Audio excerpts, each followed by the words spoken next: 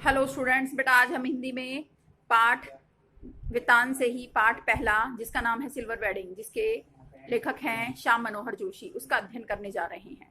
बेटा लेखक श्याम मनोहर जोशी ने इस पाठ के माध्यम से मुख्य पात्र जिसके यशोधर पंत हैं और किशनदा हैं, यशोधर पंत के 3 बच्चे हैं, वही उनकी पत्नी हैं, उनके बीच आए जो विचारों के अंतर हैं उसको दर्शाने का प्रयास किया है। यहाँ पर लेखक यह व्यक्त करना चाहते हैं बेटा कि समय के अनुसार पीढ़ियों में जो टकराव आ रहा है आज, वह केवल और केवल विचारों का है। आज विचार जो हैं आधुनिकता के चलते एक दूसरे के बीच टकराव का कारण बन गई है।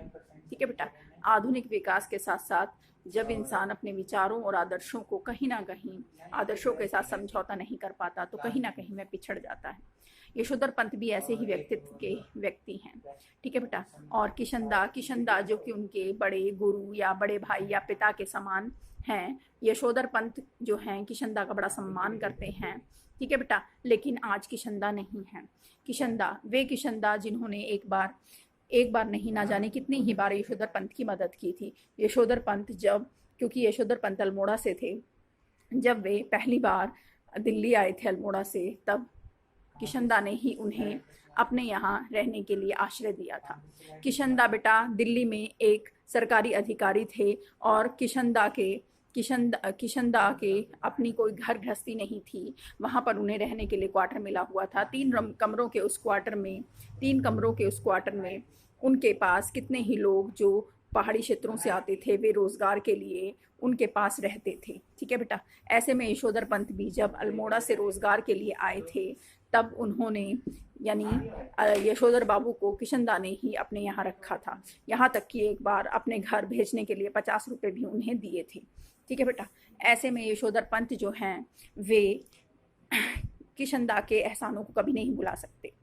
लेकिन किशनदा की अपनी घर गृहस्थी नहीं थी। वे बड़े ही आदर्शवादी थे, नियम चलने वाले थे, दूसरों की मदद करने वाले थे, रीति रिवाज और परंपराओं को मानने वाले थे, समय के पाबंद थे। ऐसे में वे सारी की सारी विशेषताएं, वे सारे के सारे गुण जो के त्यों यशोधर बाबू में भी उभर आए। यशोधर बाबू जो अल्मोड़ा में रहते थे, संयुक्त परिवार में रहते थे, पत्नी थी, 3 बच्चे थे, लेकिन ऐसे में पत्नी को हमेशा शिकायत रहती थी कि वह संयुक्त परिवार में घूंघट में और ना जाने कितने ही परंपराओं के बीच रहती थी। उनकी शिकायत तब दूर हो जाती है जब यशोधर पंत की नौकरी लग जाती है और वे अपने परिवार के साथ दिल्ली आ जाते हैं। ठीक है बेटा, यशोधर बाबू की भी नौकरी लग गई। अब वे भी किशनदा से अलग रहने लगे थे, क्वार्टर मिल गया था उन्हें सरकारी, उन्होंने अपना परिवार भी वहाँ पर बुला लिया था। ऐसे में जितने भी पहाड़ी क्षेत्र से आने वाले लोग जैसे जैसे उनके रोजगार लगते थे, वैसे वैसे वे अपने अपने क्वार्टर में और अपने अपनी जगह पर चले जाते थे। किशनदा फिर वही अकेले के अकेले रह जाते थे, क्योंकि किशनदा की घर गृहस्थी तो थी ही नहीं और घर बनाने की उन्होंने कभी सोची भी नहीं। उनका मानना था कि जब तक सरकारी क्वार्टर है तब तक यहाँ रहा जाए, सरकारी क्वार्टर जिस दिन नहीं होंगे उस दिन वे अपने पूर्व पुश्तैनी मकान में गांव में चले जाएंगे, वहीं जाकर रहने लगेंगे। ऐसे में किशनदा आज नहीं है। ठीक है बेटा, उनके मौत को काफ़ी समय बीत चुका है और इधर यशोधर पंत जब नौकरी लगी थी उनकी सरकारी, तब वे दिल्ली में ही रहने लगे थे और उनकी पत्नी और बच्चे भी उनके साथ दिल्ली में ही शिफ्ट हो गए थे। ठीक है बेटा, आज यशोधर पंत की 25वीं सालगिरह है। सिल्वर वेडिंग चैप्टर के नाम से है, इसलिए सिल्वर वेडिंग का मतलब है शादी की 25वीं साल। आज यशोधर पंत की 25वीं सालगिरह है। लोग उन्हें वाडी पंत के नाम से जानते हैं। ठीक है बेटा, जो कि एक सरकारी दफ्तर में उच्चाधिकारी हैं, जिनके नीचे कितने ही लोग काम करते हैं। उनसे जूनियर जो कार्य करने वाले लोग हैं, वे समय से पहले दफ्तर से निकलना चाहते हैं, लेकिन यशोधर पंत की वजह से वे निकल नहीं पाते। क्योंकि बड़े बाबूजी जब तक नहीं निकलेंगे वे कैसे निकल सकते हैं। बड़े बाबूजी जिन्हें यशोधर पंत कहा गया है, वे समय के पाबंद है। सुबह समय पर दफ्तर आते हैं और शाम को 5 बजे से पहले वे दफ्तर नहीं छोड़ते और रात्रि को 8 बजे तक घर पहुँचते हैं। उस दिन भी, जिस दिन उनकी सिल्वर वेडिंग थी, उस दिन भी वे उसी समय के अनुसार अपने घर आते हैं।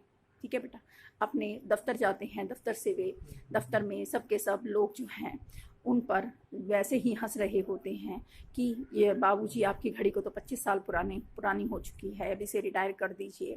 तब वो कहते हैं कि घड़ी समझ में नहीं आती, क्योंकि ये उनकी शादी के समय दी गई उन्हें घड़ी थी जिसे वे रिटायर नहीं करना चाहते थे। उनका मानना था कि घड़ी समय बिताने के लिए होती है। ठीक है बेटा, चाहे कितनी भी महंगी क्यों ना हो, घड़ी तो घड़ी होती है। अगर वह सही समय सही बताए तो उसे बदलने की क्या आवश्यकता है। यानी वो बाहरी दिखावों में और इन चीज़ों में विश्वास नहीं करते थे और आधुनिकता में तो बिल्कुल भी नहीं। ठीक है बेटा। ऐसे में उनका मानना था कि अगर घड़ी समय बता रही है तो कोई दिक्कत ही नहीं है। जैसे ही लोग उनसे बात करने शुरू कर देते हैं तब पता चलता है कि आज यशोधर पंत की 25वीं सालगिरह है। उनसे जूनियर चड्डा जी और ना जाने कितने ही अधिकारी थे जो सब के सब उनसे पार्टी की डिमांड करते हैं। ऐसे में यशोधर पंत जो हैं वो 3-10-10 के नोट देते हैं ताकि वे पार्टी में ना सके, चाय समोसे खा सके। ऐसे में सब के सब यशोधर पंत को भी आग्रह करते हैं कि वे भी इस पार्टी में शामिल हो, लेकिन वे उन चीज़ों में बिल्कुल बिलीव नहीं करते, बिल्कुल भी विश्वास नहीं करते। उनका मानना है कि ये सब केवल और केवल आधुनिकता के चोचले हैं, ठीक है, ढोंग ढकोसले हैं। उन्हें ये सब चीज़ें अच्छी नहीं लगती थी, ठीक है। ऐसे में वे अपने आदर्शों से बिल्कुल आदर्शों में किशनदा की ही हूबहू नकल थे, इसलिए वे इन चीज़ों में नहीं पड़ने वाले थे। वे वहाँ से चले जाते हैं। उनकी दैनिक दिनचर्या थी कि वे जब जैसे ही दफ्तर से निकलते थे 5 बजे, दफ्तर से सीधा बिरला मंदिर के रास्ते से वे बिरला मंदिर होते हुए जाते थे। बिरला मंदिर में कुछ देर रुकते थे, वहाँ के प्रांगण में बैठकर वे गीता के प्रवचन सुनते। प्रवचन सुनने के बाद वहाँ कुछ समय बिताने के बाद वे यानी मन परमात्मा में लगाने के बाद थोड़ी बहुत देर के रुक जाने के बाद वहाँ से सीधा सब्जी मंडी के रास्ते से होते हुए सब्जियाँ वगैरह तरकारी वगैरह लेकर सीधे घर पहुँचते थे और 8 बजे तक घर पहुँचते थे और पैदल पैदल जाते थे, क्योंकि पहले वे साइकिल से आते थे। बेटे को साइकिल पर उनका जाना अच्छा नहीं लगता था। क्यों नहीं लगता था, ध्यान से सुनिए। लेखक कहना चाहते हैं कि यशोधर पंत के 3 बच्चे हैं, ठीक है बेटा। 3 बच्चों में जो बड़ा बेटा है वह आज विज्ञापन की कंपनी में नौकरी लगा हुआ है, वह एक एडवर्टाइजमेंट कंपनी का एजेंट है। वहीं दूसरा बेटा जो है वह स्कॉलरशिप लेकर यूएस जा चुका था, विदेश जा चुका था। और तीसरा बेटा जो है वो सरकारी नौकरी में नंबर आने के बावजूद भी, हालांकि नंबर कम थे लेकिन फिर भी नंबर आने के बावजूद उसने सरकारी नौकरी को त्याग दिया और सरकारी नौकरी ना करके वह आईएएस की तैयारी कर रहा था। और बेटी थी एक, ठीक है बेटा, जो आधुनिकता के रंग में रंग चुकी थी, जिसका जीन्स पहनना, टी शर्ट्स वगैरह पहनना, ऊंची एड़ी की सैंडल्स पहनना, जो कि यशोधर पंत को कुछ अच्छा नहीं लगता था। उनका एक तकिया कलाम था, तकिया कलाम जो शब्द हमेशा उनकी ज़ुबान पर रहता था, समहाउ इम्प्रॉपर। क्यों? क्योंकि उन्हें आज के समय में कुछ ठीक नहीं लगता था और जब कोई चीज़ अनुचित लगती थी तो वो बात बात पे एक तकिया कलाम शब्द का यूज़ करते थे जिसका नाम था समहाउ इम्प्रॉपर, ठीक है बेटा। ऐसे में उन्हें ये सब जो है वो अच्छा नहीं लगता था। और पत्नी थी जो कि पहले काफ़ी परंपराओं में बंधी हुई थी, लेकिन जैसे ही वह अल्मोड़ा से दिल्ली आई वह भी आधुनिकता के रंग में रंग गई, क्योंकि उसका मानना था कि उसने काफ़ी समय जो है वो संयुक्त परिवार में वैसे ही बर्बाद कर दिया। उसने अपने जीवन के कभी भी इच्छाओं को पूरा नहीं किया, लेकिन अब बच्चे बड़े हो गए हैं, ठीक है बेटा, तो वह भी अपनी इच्छाओं को पूरा करना चाहती है। वह भी समय के साथ साथ बच्चों के रंग में रंग जाना चाहती है। लेकिन यशोधर पंत है जो कि अपने बच्चों के रंग में अब तक नहीं रंग पाए हैं। क्यों? क्योंकि वो आधुनिकता को अपना नहीं सकते और आदर्शों को छोड़ नहीं सकते, ठीक है बेटा। ऐसे में यशोधर पंत जो हैं वे धीरे धीरे समय के साथ साथ वे अपने आप को बदलने की कोशिश भी नहीं करते, क्योंकि उन्हें पता है कि वे नहीं बदल पाएंगे। उस दिन भी वे गीता के प्रवचन सुनने बैठ जाते हैं, लेकिन आज उनका मन नहीं लग रहा है। क्यों? क्योंकि उनका मन बेचैन हो उठा है। उन्हें बार बार रह रहकर अपने और अपने बच्चों के बीच की दूरियों का ध्यान आ रहा है। क्यों? क्योंकि बच्चों के बीच और उनके बीच अब दूरियां बढ़ गई हैं। वो बेटा, बड़े वाला बेटा जो अब विज्ञापन कंपनी में दफ्तर में नौकरी लग चुका है, आज उनसे भी ज़्यादा तनख्वाह ले रहा है। 1,500 रुपये लेकर वह उनसे ज़्यादा सुविधाएं, और इस उम्र में अभी से ही लगते ही उसने 1,500 की तनख्वाह पा ली। उन्हें कुछ हद तक समहाउ इम्प्रॉपर लगता है। क्यों? क्योंकि उसके यशोधर बाबू के पत्नी के चचेरे भाई ने उसे नौकरी लगवाया था, जो कि खुद भी एक एजेंट है, विज्ञापन कंपनी में कार्य करता है, ठीक है बेटा। ऐसे में लेखक कहते हैं कि यशोधर पंत को समहाउ इम्प्रॉपर लगता है। क्यों? क्योंकि बात बात पर बेटा जो है वह ताने देता है। जो उसने घर में सुख सुविधाएं कर दी हैं, फ्रिज ले आया है, सब कुछ ले आया है, लेकिन यशोधर पंत ने आज तक क्वार्टर से अलावा कुछ नहीं खरीदा। जबकि पत्नी भी ताने देती है कि देखो, आपसे नीचे अधिकारी जो काम कर रहा है उसने भी अपनी गाड़ी और अपना सब कुछ खरीद लिया है, घर खरीद लिया है। यशोधर बाबू का मानना है, वे आदर्शों पर चलने वाले किशनदा के, इसलिए उनका मानना है कि घर की क्या आवश्यकता है, जब तक सरकारी क्वार्टर मिले हुए तब तक यहाँ रहें, फिर पुश्तैनी मकान में गाँव में चले जाएंगे, ठीक है बेटा। और साथ ही जब बेटा कहता है कि पापा कम से कम एक स्कूटर तो खरीद लो, वे कहते हैं कि जब साइकिल से जाया जा सकता है तो स्कूटर की क्या ज़रूरत है। ऐसे में बेटे के द्वारा ताने दिए जाने के कारण वह पैदल ही दफ्तर जाना पसंद करते हैं, ठीक है बेटा। लेखक कहते हैं कि बात बात पर ताने देना, फिर घर में नौकरानी लगा लेना, और ना जाने हर तरह की सुख सुविधाएं, फ्रिज है, टीवी है, हर चीज़ जो है बेटे ने कर दी है, क्योंकि बेटा खरीद कर लाता है और दोष देता है इस बात की कि वह लेकर आया है, उसकी है, उसने चीज़ बनवाई है। हालांकि यशोधर बाबू को ये सब अच्छा नहीं लगता। वही बेटा जो कभी ये नहीं कहता कि मैं दूध ले आऊँगा, या मैं ये काम कर दूंगा, या मैं बाजार से सब्जी ले आऊँगा। ठीक है बेटा, घर का कोई काम नहीं करता, जबकि धौंस अपने घर में पूरी रखता है। ऐसे में यशोधर बाबू को कुछ अच्छा नहीं लगता, समहाउ इम्प्रॉपर लगता है। यहाँ तक कि अपनी पत्नी में आए बदलाव भी उन्हें कुछ अच्छे नहीं लगते। वो पत्नी जो पहले घूंघट में रहती थी, आज वह कट स्लीव्स के ब्लाउज, किटी पार्टी, ठीक है बेटा, और होठों को रंगना, ये सब उन्हें अच्छा नहीं लगता। उन्हें ये सब हाउ इम्प्रॉपर लगता है। ऐसे में वो उसे शयानी, बुढ़िया और ना जाने किस किस नाम से पुकारते हैं। ठीक है बेटा, इसका मतलब क्या है? इसका मतलब ये है कि उन्हें लगता है कि बुढ़ापे में उसे ये सारी चीज़ें सही नहीं लगती। ठीक है बेटा, इधर इधर बेटा है कि वह उनकी सुनता नहीं है, और बेटी है कि वह आधुनिकता के रंग में रंग चुकी है। बेटी को भी वह शादी करके पराया कर देना चाहते हैं, लेकिन बेटी है कि ना जाने जिद में अड़ी हुई है कि वह विवाह में शादी करेगी तो अपनी पसंद से करेगी, अपने पसंद के लड़के से करेगी। ठीक है बेटा, और यशोधर पंत जो है वो स्वयं को बिल्कुल ही अकेला महसूस करते हैं, क्योंकि परंपरावादी, उनके आदर्शवादी व्यक्तित्व जो है वो कहीं ना कहीं उन्हें आधुनिकता के रंग में रंगने नहीं देता। ठीक है, आज भी वह लगातार गीता के प्रवचनों के दौरान इसी बात के ख्यालों में डूबे हुए थे। आज उनका मन नहीं लग रहा था। गीता के प्रवचनों के दौरान जैसे ही जनार्दन का नाम आता है, उन्हें जनार्दन अपने जीजा की याद आती है। अपना जीजा जो आज गरीब हैं, जो बीमार पड़े हैं, जिनको उनकी ज़रूरत है वो देखना चाहते हैं, लेकिन उनकी पत्नी और बेटे का मानना है कि वहाँ जाएंगे तो खर्चे होंगे, और रिश्तेदार हैं तो रिश्तेदार ही बनकर रहें। समझ आया बेटा? ऐसे में खर्च होगा, 100 रुपये कहाँ से आएंगे? हालांकि उन्हें पैसों की कोई कमी नहीं है, कि यशोधर पंत जो है वो खुद भी हर समय 100-150 रुपये तो अपनी पॉकेट में लेकर चलते ही हैं, लेकिन फिर भी वो ये सब नहीं कर पाते, क्योंकि पत्नी और बेटे को ये सब पसंद नहीं था। ठीक है, लेखक कहते हैं कि यशोधर बाबू जो है वो सीधे वहाँ से गुजरते हैं। वहाँ से आज मन नहीं लग रहा, मन बेचैन था। वहाँ से उठते हैं। किशनदा की उन्हें रह रहकर याद आ रही थी। किशनदा की मृत्यु कैसे हुई होगी, यही सोच सोच कर वे लगातार घबरा रहे थे। उनके साथ क्या हुआ होगा? जो हुआ होगा से उनकी जो मौत हुई होगी। इसका मतलब क्या है? क्योंकि उनका कोई था नहीं। बाद में उन्होंने किसी ने भी उनको आश्रय नहीं दिया। वे लोग जो उनके यहाँ ठहर कर नौकरी प्राप्त कर चुके थे, उनमें से किसी ने भी उन्हें अपने यहाँ नहीं रखा। यहाँ तक कि यशोधर पंत जो उन्हें रखना चाहते थे, उनकी पत्नी के वजह से वे भी उन्हें अपने पास नहीं रख पाए, और अंतिम समय में वे गांव चले गए होंगे। अगर गांव गए होंगे तो उनके साथ क्या हुआ होगा, यही सोच सोच कर उन्हें मन कचोटता है। कम से कम आज उनके बच्चे तो हैं। यशोधर पंत यह सोचते हैं कि उनके बच्चे तो हैं।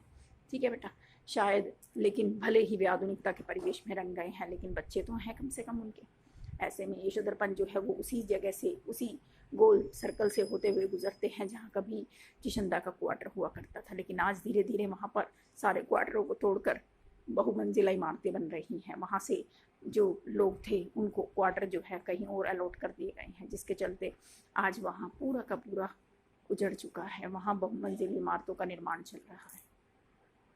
हालांकि क्वार्टर के लिए तो उनका भी नंबर आया था, लेकिन उन्होंने वो क्वार्टर खाली नहीं किया। क्यों? क्योंकि उनका मानना था कि सरकारी क्वार्टर में वो वहीं पर ही रहना पसंद करेंगे। यशोधर पंत जो है किशनदा को याद करते हैं। किशनदा उनके जीवन के आदर्शों से परिपूर्ण जीवन को यशोधर पंत जो है वो ज्यों का त्यों हूबहू अपनाते हैं। ठीक है बेटा, वे किशनदा की परंपराओं को जीवित रखना चाहते हैं, लेकिन पत्नी और बेटे की वजह से वे उनकी परंपराओं को आगे नहीं बढ़ा पाते। वो परंपराएं जो पहाड़ी परंपराएं थी, लेकिन वो ऐसा नहीं कर पाते।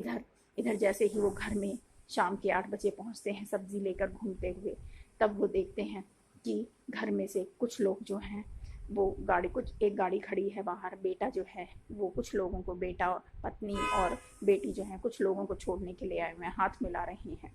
वहीं घर जो है सजा हुआ है। उन्हें लगता है कि वे गलती से कहीं और आ गए हैं। पता चलता है कि नहीं, ये तो उन्हीं की बेटी, उन्हीं की पत्नी और उन्हीं का बेटा है जो कुछ लोगों से हाथ मिला रहे हैं।